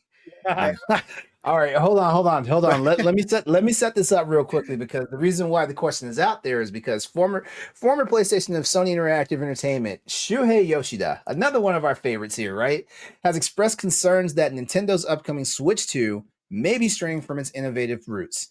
He suggests that the console's emphasis on enhanced power and performance, such as 4K graphics and 120 frames per second, aligns more with industry norms than Nintendo's tradition of pioneering unique gaming experiences. Big words. All right. While Yoshida acknowledges the appeal of these technical improvements, he questions whether they offer substantial value to gamers who already own multiple platforms. He also notes that the Switch 2 introduces some innovative features like the mouse controls and the game share functionality, but these may not be sufficient to distinguish it from other consoles. Building upon that, there's also another facet here that's worth exploring: the pricing strategy for its accompanying software. Nintendo's decision to price the Welcome Tour game, I guess you can call it, or tech demo, whatever you want to call it, at $10, $9.99, has sparked debate among fans. Bill Trennan, who's Nintendo of America's VP of Product and Player Experience, defended the price, emphasizing that the detailed work and care put into its development, but that many players feel it should have been included in the console. I'm one of those players, you know. I'm one of those people, by the way, especially given the amount of the already premium price tag. There's that word again. Okay, so this whole situation raises a question about Nintendo's approach to value and consumer expectations. In an era where companies offer free tutorials and demos, charging for a feature that showcases the console's capabilities might seem as a bit of a misstep. It also brings to light the broader issue of pricing in the gaming industry, where the line between value and perceived exploration can often be paper thin. Do you guys like how we started talking about like the pricing model, and we're going to end the show talking about the pricing model, the pricing model and things tonight, but it's about Nintendo. So, guys, is Nintendo losing its identity with the Switch 2? No. Okay, Stephanie, let us have it. And it's not because I disagree with anything that has been said. I just don't think it's pertaining to an identity crisis, so to speak. I mean, there is going to be a metamorphosis, a change, an evolution over time, because I think in part is leadership, right? We now have a relatively newer leadership since Iwata's passing. I mean, I know Aonuma and Miyamoto, while they're still with the company, I feel like they're kind of, they're on their way out, so to speak. So with change in leadership, there could be a slightly different focus. I don't think Nintendo's the type of company that will also do a complete 180 immediately just like that. I mean, trust me, I bristled with the Welcome Tour not being either a pack-in game or a free download game, because that's actually helping teach and show off, what makes the Switch 2 different. But I think that's just sometimes one of Nintendo's weak points, where sometimes they can be a bit obtuse about certain things that might be, I don't know, what everyone else is doing in the industry, because they like marching to the beat of their own drum. So I'm definitely not trying to be contrary to those statements. I do think that those are a lot of valid points. I'm just not sure if it's necessarily identity crisis. It's Nintendo, adjusting to new leadership. It is just them trying to get up to speed a little bit, maybe get some more third-party support. They've made a couple interesting choices that maybe I might not necessarily agree with, and a lot of Nintendo fans might not necessarily agree with. So I'll stop there before I keep rambling. Corey, it looks like you've been formulating a thought. Yeah, I mean, this is something Ed and I talk about a lot on PowBlock, is like Stephanie already alluded to, like the leadership is different, and we've brought it before, but this might be the last console Miyamoto works on, right? And Aonuma is producer now. He hasn't directed Zelda since Twilight Princess, so I think it starts there. But also, like, Furukawa, Nintendo's current president, is a money guy. He's a finance guy. He's not a creative. He's a marketing finance guy, right? I think you also have to look at not just the U.S. economy, but I think you have to look at Japan's economy. It's been in the tank forever. I mean, it's been in the tank for like the last 6-7 years, and I think this group at Nintendo currently is extremely conservative, plus the way their economy is working, plus they saw the success of the Switch, plus they saw the disaster that was the Wii U. And I think they're trying at all costs to avoid those situations again. And this was the safest route. And I think they're going to try to innovate through their games and through some of the ways their controllers work, and not necessarily changing the system. The Switch works. People have been, at least a lot of people that I talk to that play Switch a lot, and, onto the Steam Deck and ROG Ally and stuff like that, all they want is a more powerful Switch so they can play their Nintendo games and their indies. And I think Nintendo has survived like that forever, and I think they're going to continue to do that. I don't think the Switch 2 is going to sell as much as the Switch 1. I think it's going to be a DS to 3DS situation where it's still going to sell a ton. I think it's going to be slower out of the gate than the Switch 1 was. But I think they're going to try to innovate through games and gameplay. I think they're going to try to innovate through, this variables pricing structure. And, the rumor right now is Mario Kart is $80 because they're going to support the game for 10 years with free content. And if you're an expansion pass member, then you kind of get the paid stuff for free. Because it really seems also like we all know how these companies love subscription services. It really feels like they're really trying to push people towards expansion pack and NSO specifically. Look at the chat function only available to NSO members, DLC upgrades, the Switch 2 upgrade packs for Breath of the Wild and Tears of the Kingdom are free with that service. So yeah, I think they're just trying to be conservative and trying to capture people with something familiar, right? Like I think that's been a lot, a lot of these companies' problems also is like, I think if you go, people want innovation, but I think they want to feel comfortable with that innovation, right? Mm-hmm. The second screen experience with the Wii U and Smart Glass with Xbox, not wonderful. Yeah. Connect was cool, but then when you like, yes, Connect is awesome. Let's do Dance Central. Let's, wave a wand like Harry Potter or whatever. But like when you have to use it to, control your cable box and control your TV and, talk to it all the time, it's like people are a little uncomfortable with that. And that's, Connect is gone now. Right. So, yeah, I think I'm going to stop there because I think I've made my point and I want to let Danny go. Yeah. I think the thing with Nintendo, right? Nintendo was my indie machine, right? My PlayStation was my home base. When I had a game I wanted to play on the go or go chill in bed and play, like that's what my Switch was for. Whether that was like sitting it up and playing with the Joy-Cons in hand, laying back with the Satisfy grip, like that's what felt comfortable. And then the Steam Deck came out, which is my more powerful Switch. And I'm not waiting sometimes 7-8 months, multiple years to be like, is this ever going to come to console? Like I'm just playing that game on my Steam Deck, good to go. My Switch has been docked for months and just not turned on. And whenever it isn't turned on, it's for one of the AAA experiences that I know damn well I just spent $70 on and I'm not going to finish. I barely put a dent in Pikmin 4. I barely touched Tears of the Kingdom. I barely touched Mario RPG. Like I have to stop myself from wanting Nintendo games because I know I'm not going to finish them. And I think that's not a lack of quality on what the games are. I think it's my third platform when my PC / Steam Deck and PlayStation are always going to take the front row for that. I think bringing what Corey mentioned, right, about this generation being, a fix or a focus on what is Mario Kart going to be for the next umpteen years. I'll spend $80 on Mario Kart if I'm getting multiple DLC packs and multiple character skin packs. And what, like we have that Mario Direct, I think here in May or here at the end of April. I forget when that one's coming up, but like seeing more of what Mario Kart's going to be in the long run. Like I could see the price tag being weird that we just took a jump from the 60 to 70. Now we're going from the 70 to 80. So it feels like a rapid move, but we'll go with it.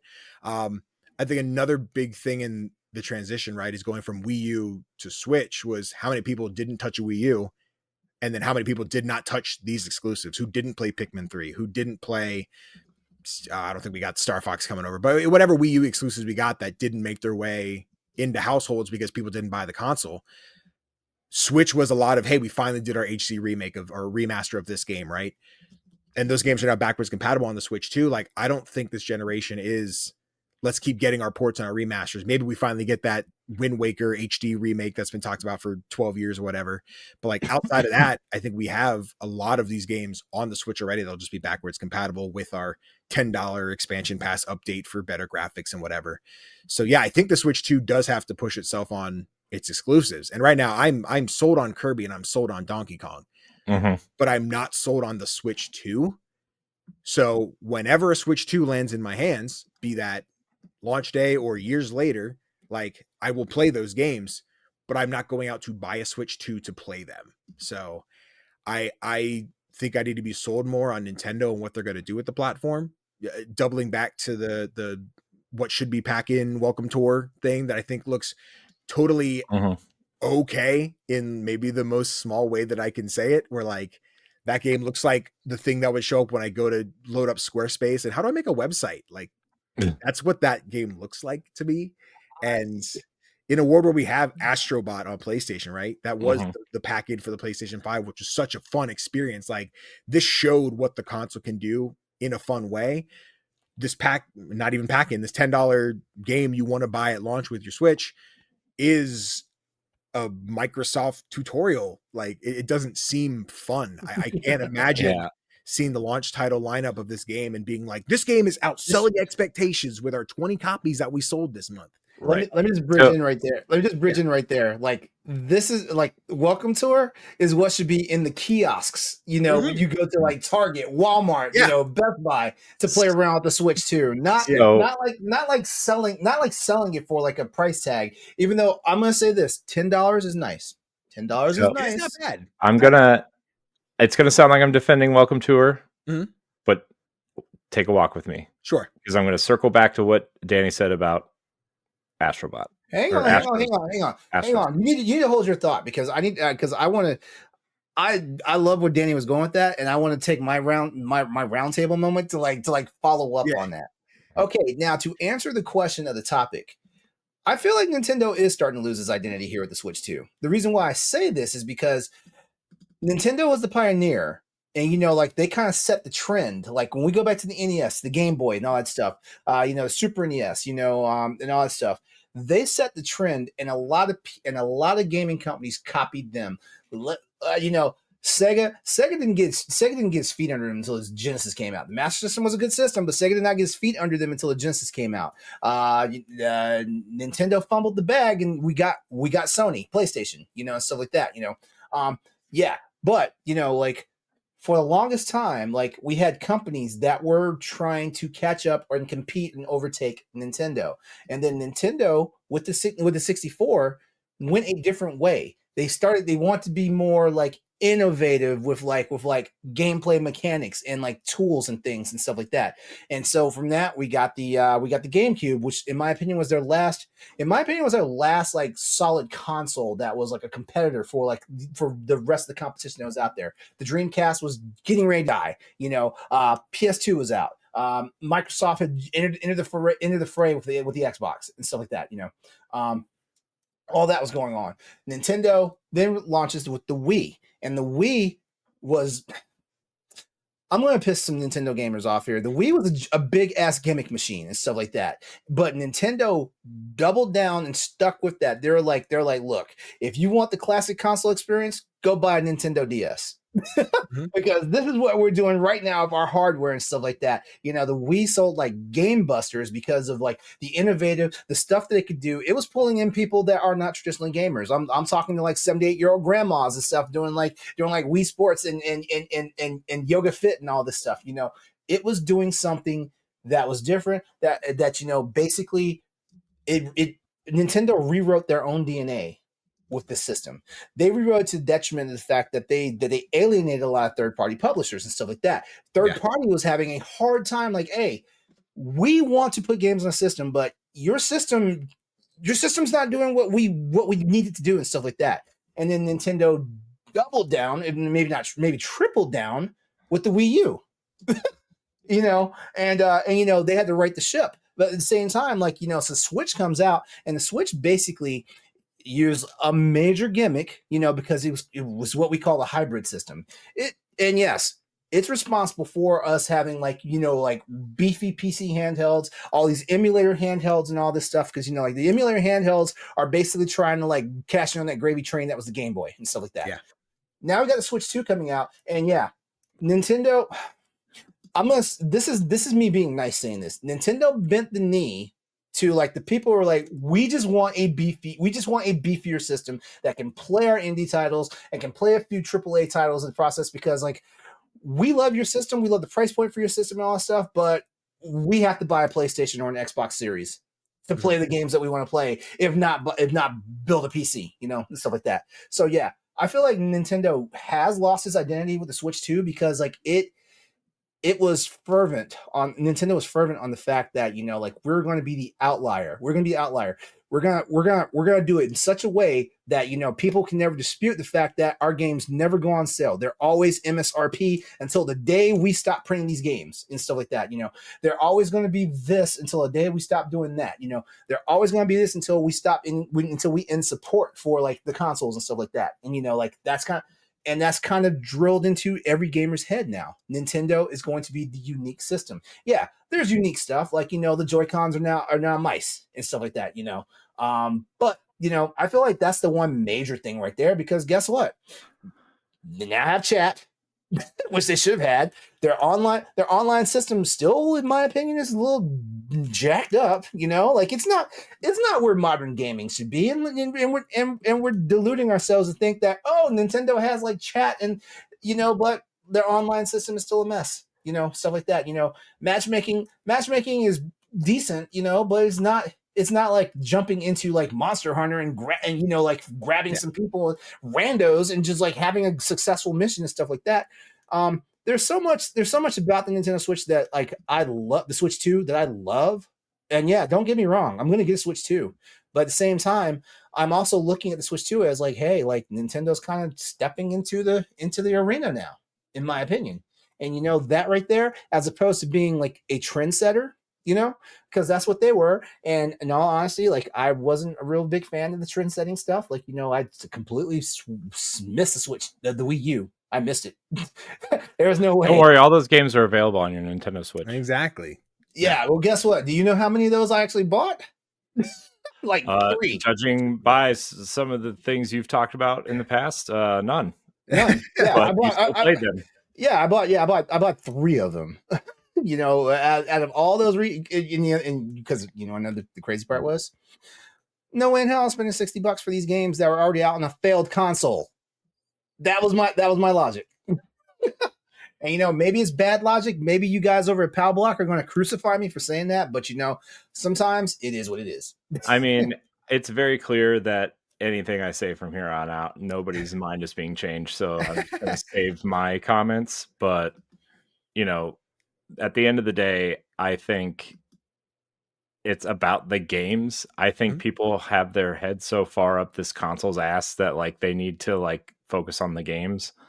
And you know, I think people just haven't done their homework or just want to complain about the welcome tour, because it's like there's like over 50 mini games in that thing, which is like it's like more complicated WarioWare essentially. But also like Astrobot exists for PlayStation. So, you know, I think it should have been a pack-in, obviously, but also like I see why they're charging for it, why they think they should be charging for it. Okay. Just to address the elephant in the room, and then we're going to close off this topic. Yeah. Just to address the elephant in the room, the reason why the price points are the way they are for this system is because Nintendo needs to make money on this system, especially with the this is the first system they're selling at a loss since the there's that, but they're also going to be selling at a bigger loss when these damn tariffs do the thing, you know, that number 47 is keep doing the hokey pokey on, you know. Well, better buy one early. Yeah. Honestly, maybe go pre-order. Hey, I want to thank you guys for like participating in this round table. Okay, so I did mention at the top of the show that 20Q was coming back. Okay, so if we do this, I'm going to add one more stipulation to it. We got to do it in 10 minutes because I don't want the show to run super long. We got to do it in 10 minutes. So that means like you've asked. So basically, the way 20 questions goes is in my brain, I've already picked out a video game. You guys have to ask me the questions to figure out what this game is. The question, and the game is always going to be a game that has actually been released, no matter how new it is or how old it is and stuff like that. Your questions can only be asked in a way that gives a yes or no response. And at any point, if you guess a game, the game is this game ends whether you got the right game or the wrong game. So you need to be precise when you say, "Hey, is it XYZ game?"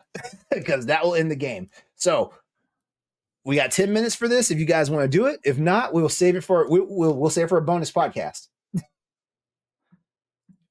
I'm here. I say we do it, but all right. Well, let's make it. Let's do it quick. Got it right. Okay. All right. Well, I have a timer pulled up here, and I will give you like rundowns when like the time is getting low. Like I'll give you a 5-minute warning, a 3-minute warning, a 1 This minute warning. explanation of the game is taking longer than the game itself, LeRon. Oh, will you hush? Okay, you know what? Timer started. Go ahead, ask the first question. It doesn't matter who asks. Just you might want to like make sure you guys aren't fighting though. Did it come out after the year 2010? 2010? Mm-hmm. No. So before. Yeah. Does it have any console exclusivity? No. Is this a third-person game? Yes. 3D third-person game. Yeah. Okay. Cool. Great. Stephanie, I think you were asking something. Sorry, I think I spoke over you. No, it's okay. I was gonna, I swear, ask the same exact question you were gonna you asked. So now I got to think of a new question. Okay. So, but let's recap. So it was released prior to 2010. It is a third person, right? Yep, Third person, and it is not a console exclusive. Yeah. Correct. How about this? Is it made by a AAA developer or publisher? No. Considered? Okay. Ooh.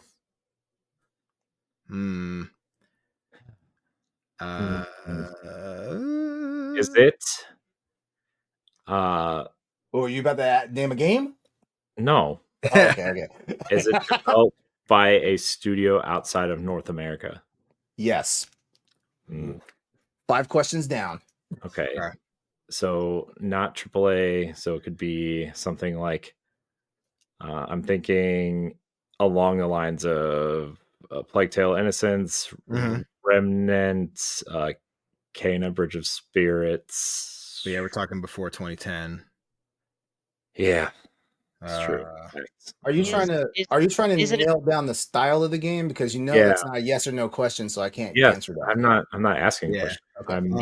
Is it an RPG? No. Okay. I'm killing the dead air by discussing talking points with my teammates. Oh, thank you. Please do that. Is this a 3D platformer collectathon? Uh-oh. I'm going to say no on that because I think I know you're talking like in the vein of like Super Mario, Concord, Mario. No, it's not like that. No, it's not like that. No. Is this game part of a series? Meaning it's not a one-off. Yes. Okay. Interesting.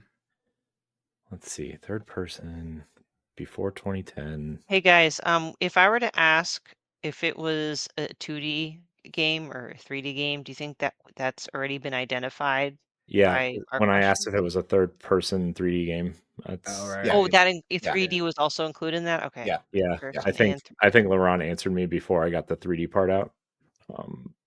So maybe it wasn't third. Implies.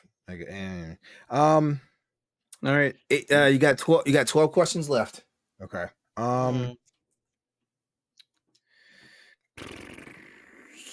Is your character a human or a human-esque character? Yes. So no like human Jack and Daxter, no Ratchet and Clank style characters. No. Okay. I'll allow that one and say no. Wait, what? Wait, not a human or human. Yeah, I know that wasn't the question, but I just helped you out by saying no to like the Ratchet and Clank or the Jack and Daxter. Yeah.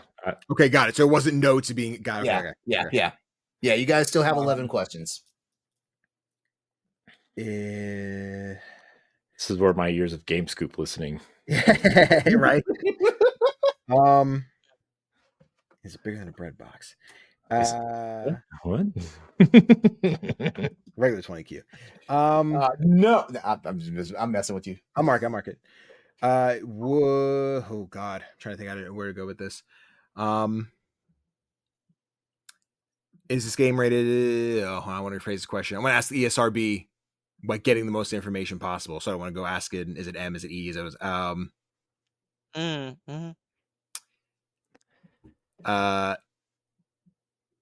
Is this game rated T for teen or lower? No. Okay. Rated game. 10 questions Ooh. left, and we are right at 5 minutes down. Okay.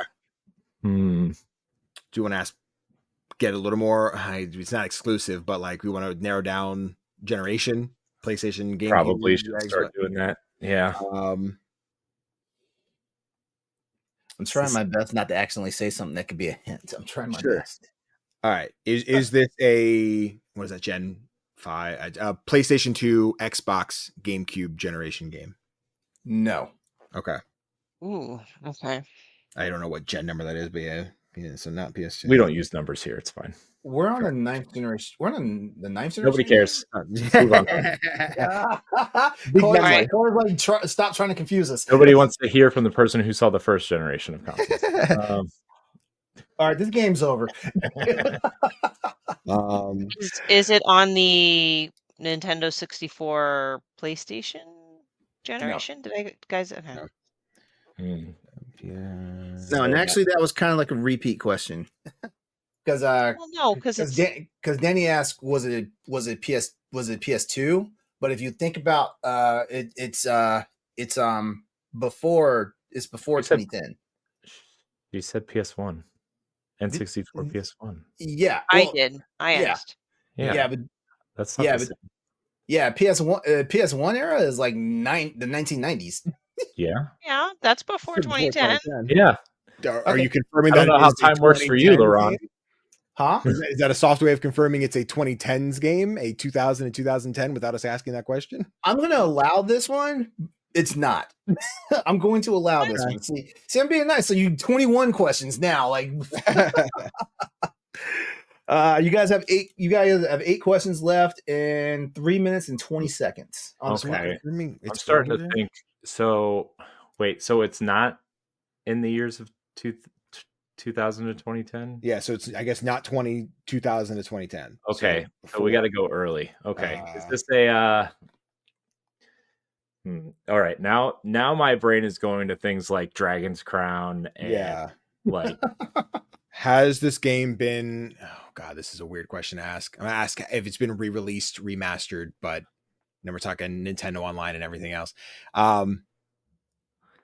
In a retail fashion, has this game been re-released? Yes. Okay. Yeah. Finish your question, but yes, the answer is yes. Yeah, I would say yeah. It's so, been re-released. Finish your question so Corey and Stephanie can like monopolize on it.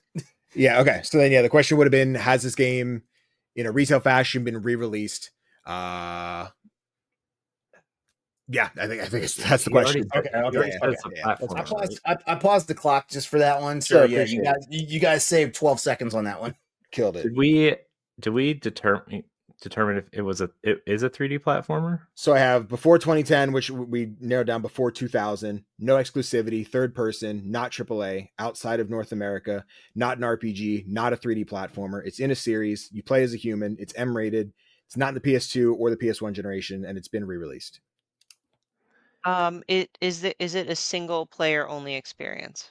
Yeah. Okay. 6 more questions. Wait, so according to that math, it came out in the 80s? No. We're talking 90s, I think is.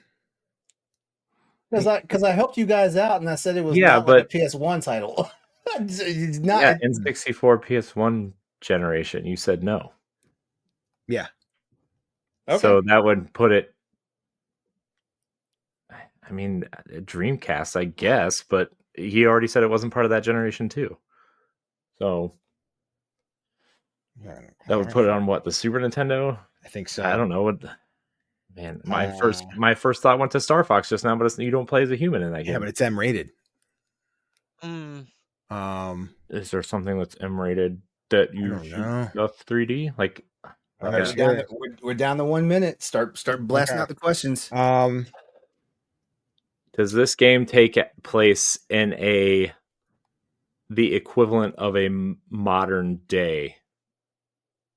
Yes. Ooh, okay. Yes. I mean, I guess that would mean 90s modern day. Sure.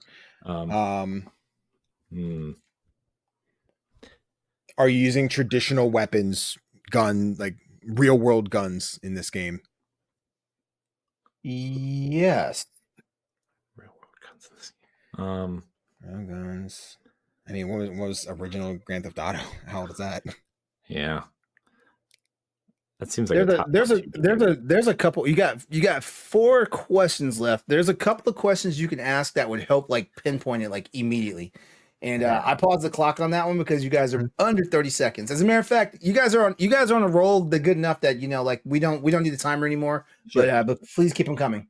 Are we like butter because we're on a roll? Ha!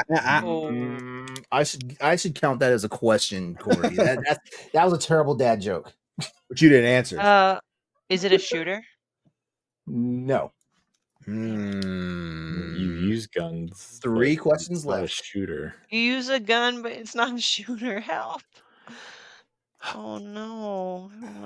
Is your character female? Yes. Oh. Okay. Okay. That's one of the ultimate questions. So, man, but it's not a shooter. But use for guns. I mean, I went to Tomb Raider, but that's PS1. Yeah. Metroid is 2D. To an extent.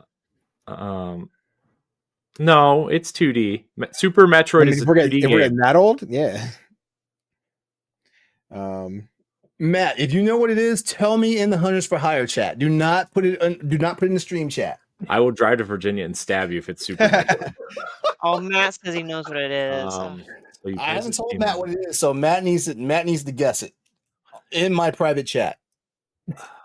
Okay, so what female characters were popular in the 90s? I'm locked on Samus. Fire Emblem wasn't really a thing yet. No. Final Fantasy? Any Final Fantasy games? You guys need to ask a more specific question to help you out here, and you only have 2 questions left. Clearly, LeRon, we need to ask more specific questions to get the answer right. Thank you. I feel like these last few questions have helped you out tremendously. It's a female protagonist, not a shooter, but there are real guns. I keep going back to Tomb Raider, but that's not right. Yeah. Man. Let's see what else. What other consoles were out at the time besides the Super Nintendo and Genesis? I guess like what some weird PC stuff, like weird PC stuff, Jaguar, 3DO. I mean, most of those were like oh my god! I'm gonna win. Oh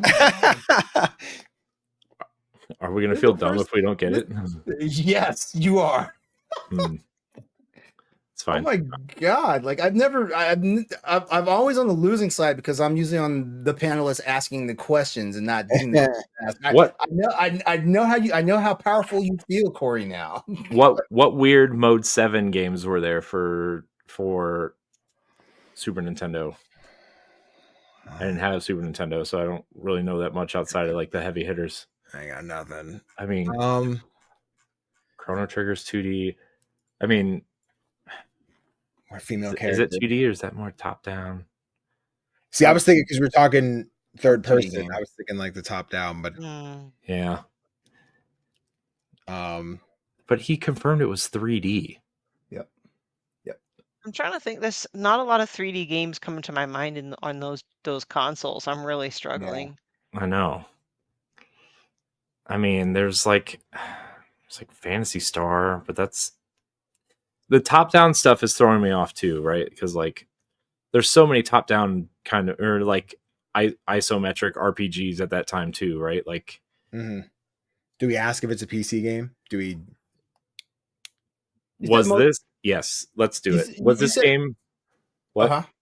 Well, you guys said multi-platform, and in that multi-platform question, you did say PC, so I said yes. Right, but so yeah, we asked if there's any exclusivity, and we said none. So it is right.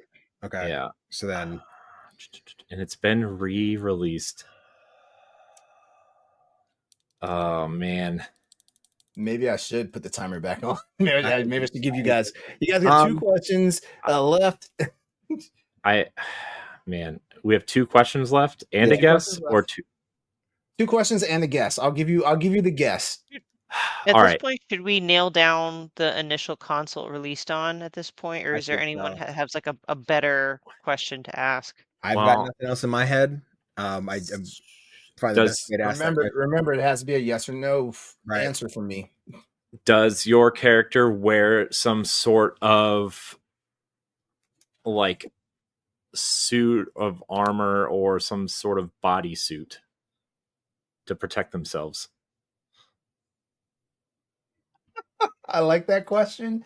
I'm having a hard time figuring out how I should answer it. Okay, so it's not Super Metroid because that would have been a definite yes. Yeah. Not, It's not. Metroid. I'm going to. I'm going to say yes.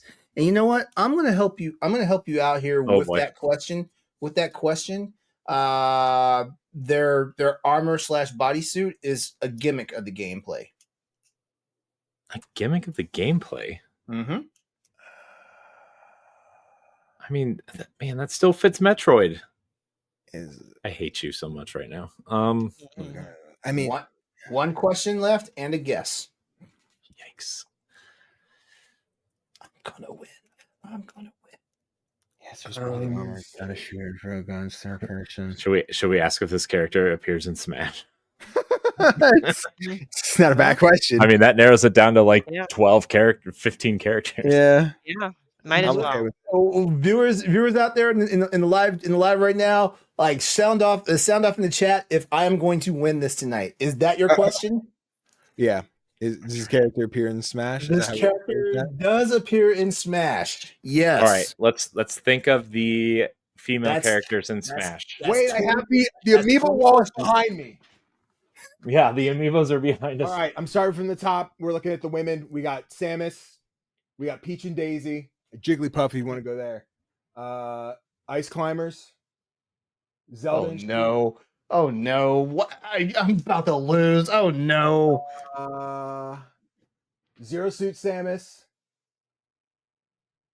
Palutena. Wii Fit This guy- Trainer. Rosalina. This guy's cheating. Nope. It's not cheating. Bayonetta. Corrin. Splatoon. Those are all the Let's women. see. Min Min. Alex from Minecraft. Pyramithra. I don't know if the Duck Hunt Dog's a girl or not. I think the duck is, but All those are Smash amiibos. Did you count it off? Yeah. Oh my! I currently should have all of the Smash Bros. Amiibos back there. yeah. Okay. I You have Sora. I have Sora. He over there. Okay. Sora's not a girl, so it doesn't matter. Yeah. I think it's all the women. I looked at them.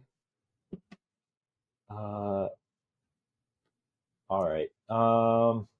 I've given you guys enough clues, so I'm not saying anything else. So- this is now the guess the game question now. Right. Are there any Dragon Quest female heroes? I don't think so. I don't think At so. least not in Smash. The hero is there's Dragon Quest Hero. hero is Oh, is Hero a female? Mm, no. No. Oh, I That's- see. I don't I see what you're saying. Let's see. Daisy. Peach, Oh my gosh, this is Daisy. hurting my Thank you, brain. Matt, for having faith in me. It's man, this answer has to be easier than what we're Yeah. I mean, Super Nintendo era female characters in Smash. Watch it. Probably is Multi-platform. Samus. I don't know. Well, it's we're talking multi-platform. oh, oh, you're right. Multi-platform. So what third-party female characters are in Smash? We're talking. Oh, no. I mean, I'll rattle them, but we're talking newer stuff. So now we're talking Min Min, Bayonetta.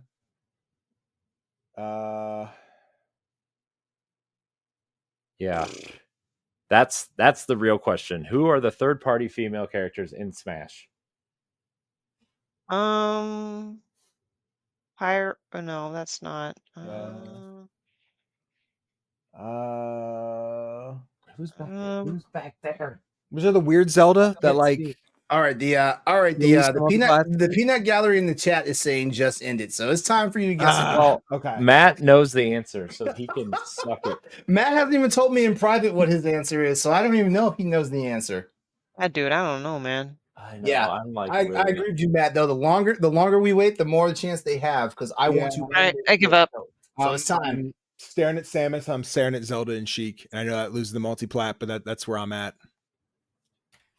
All right. Fine. If we're going We guns, surrender. do we just throw out a Metroid and hope it's a game? But From it's Platinum multi-platform. Platinum Games legendary director Hideki Kamiya of Resident Evil and Devil May Cry fame, Sega brings one of the most universally acclaimed character action games of all time, Bayonetta, the last survivor of an ancient witch clan. You confirmed it came out before 2010 and wasn't on that generation of consoles. Bayonetta was a PS3 and Xbox 360 Yeah, game. we asked if it came out and No, you didn't. from 2000 to 2010 and prior to 2010. And your answer was I said no yes. to that decade. I said yes to prior 2010. Yeah, and you also, when we asked if it came out between 2000 and 2010, you said no. Matt, is that true? I would say Bayonetta was initially released January 5th, 2010. Not according to my Google. It says 2009. I also see 2009. Oh well, October 29th, 2009. It was released. I see in Japan 2009, in the US 2000. That's what I went off of in Japan. Okay. I think the way I rephrased the question was when we said it was before 2010, and then you answered something. I said, so you're confirming without us asking a question, it's not between 2000 and 2010. 2010. And I think we got a yes. Or yes, we got a yes to me asking that it was not in those years. Okay, if I made a mistake, I will own that one. If I made a mistake on that one, because I wrote it. Oh, you can't see it, but I wrote it in my note. Not 2000 to 2010. We've got the notes. I must have somehow messed that up. So I'm sorry to you guys for that one. I still won. We win. No. Yay! You cheated. Good job, team. It's a stalemate. Is it? I'll take it. Is it? I should have turned around when I was sitting here reading about it's Min and Bayonetta, guys, and see if I got a reaction out of it. But. Oh, I had to hide my reaction so bad because you said Bayonetta twice. Corey said Bayonetta once, and I was like, oh shit. But when you started naming off the amiibos before you got to Bayonetta, I was like, oh my god, I'm gonna lose. Yeah. Before you got to Bayonetta, I was like, because y'all were cheating. Yeah, but you also was thinking that you're not a 3D platform, but you hesitated on that one, so you're like, okay, so 3D something. So yeah. I guess technically she does use guns. She does. Yes. All right, LeRon. Her bodysuit is a gimmick. Her bodysuit is her hair. And it's a gimmick, and it's a gimmick for the gameplay in all 4 games that she was in. I'm even talking about the Cereza game. I didn't play Cereza, but looks cute. LeRon, get me out of here. We're gonna replay the tape, and we're gonna follow up next week. I'm gonna clip it out. Oh god, this is a good short form video. We're like, we got it. You're like, but you said, and then you do the hyperimposed black and white. Yeah, it's gonna be going. All right. So real fast because this show has ran long, and I know Corey hates hearing the words. This show has ran long. Last week, the prior. I'm trying to respect everybody else's time, LeRon. I'm trying to get our like that because I'm the B in this. I'm trying to also get our AI generated clips out of this. That's actually what I'm trying to keep it under 2 hours for, because our AI generated clips work better if it's under 2 hours. They work. You can just stop it working. Okay. The only game I played the last week is Monster Hunter Wilds. I didn't really play anything because I've been busy, but I mean, I played a little bit of Mario Kart and a little bit of Power Rangers with my son. Does that count? Nice. Yeah. By the way, Power Rangers still bad. Damn. Rip. Sorry, Power Rangers. Stephanie. Still playing that damn Sultan's game. I died unfairly, and I said I would never play it again, but my stubbornness on at least getting one winning playthrough has sucked me back in for another run. Also not a game, but I did watch the first episode of season 2 of The Last of Us. I'm waiting for episode 2 to drop so I can watch both of them back to back. Good deal. Yeah. I have been watching Daredevil. Oh, nice. The Netflix one, not the new one. Yep. All right, still season 3.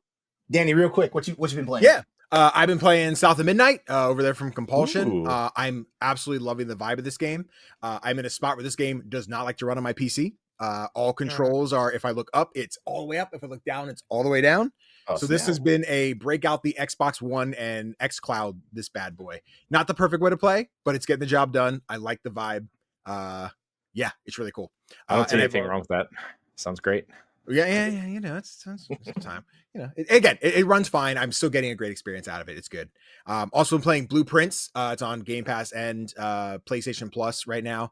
Roguelike, where the whole thing is building the house as you go. You open the door, pick a room, place it. Each room has their own puzzles and stuff, which will be like, I have the code for a safe in some other room you're eventually going to find. This game's really dope. The world is loving it right now. I'm pretty high on it. I don't have the super big love that I think a lot of people do, but it's still really dope. It's really great. If you have PS Plus or Game Pass, you should check it out.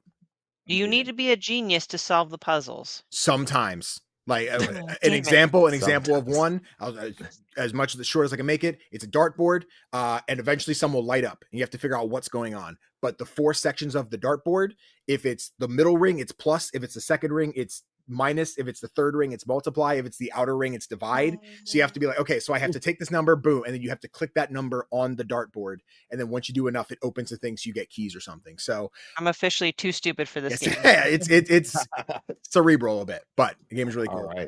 All right. Awesome. I want to thank everybody for watching and or listening to this episode of Boss Rush Podcast. This is episode 271. Danny, we love you. Please come back anytime. Anytime you want me. Here. Anytime. All right. You can catch new episodes of the Boss Rush Podcast every Thursday on your podcast service of choice or on YouTube. Get the show ad-free along with other perks by heading over to Patreon, spending just $1, and you got it. Corey, Stephanie, I love you guys. Thank you. Everyone else, come back and join us next week for another all-new episode of the Boss Rush Podcast. We're getting out of here because we want to get you some clips on YouTube Shorts. So we're done. We love you. Have a good night. Play games. Be better. We'll be back next week. Bye-bye. Bye. Toodles. If you want to see how you can become a Patreon producer, head on over to patreon.com/BossRushNetwork.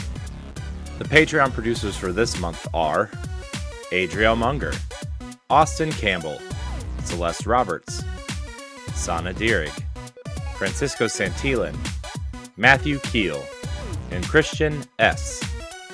Thanks for your continued support of the Boss Rush Network.